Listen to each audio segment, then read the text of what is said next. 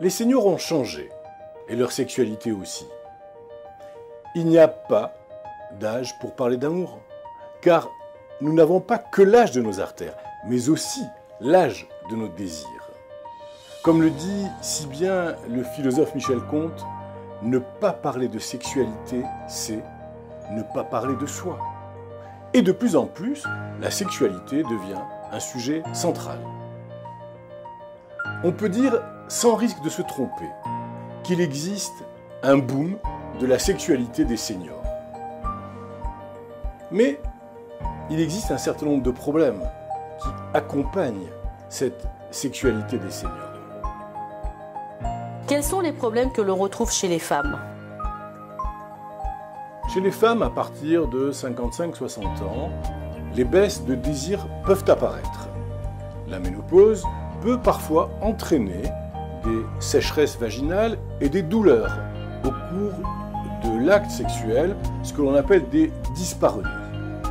Il existe aussi certaines causes psychologiques, avec une diminution de la libido, car la femme, à ce moment, peut se trouver moins en forme ou moins désirable.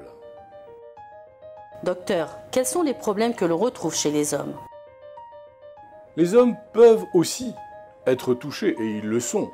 Ainsi, lors de l'andropause, la testostérone circulante baisse, et le désir aussi. Des troubles de l'érection peuvent aussi arriver, en partie dus aux médicaments ou au diabète, et également pour les personnes qui ont eu des problèmes d'ordre prostatique, ou bien même après l'ablation de la prostate. Est-ce qu'il existe des remèdes pour une sexualité épanouie? Oui, je le dis d'emblée, oui. Chez les seniors, la sexualité est plus réfléchie et plus accomplie que chez les sujets plus jeunes, avec l'espoir de plaisir plus important, un acte sexuel plus élaboré et plus long dans le temps. Et enfin, surtout, une meilleure communication entre partenaires qui fait des couples bien plus soudés. En cas de problème persistant, il faut consulter son médecin, toujours.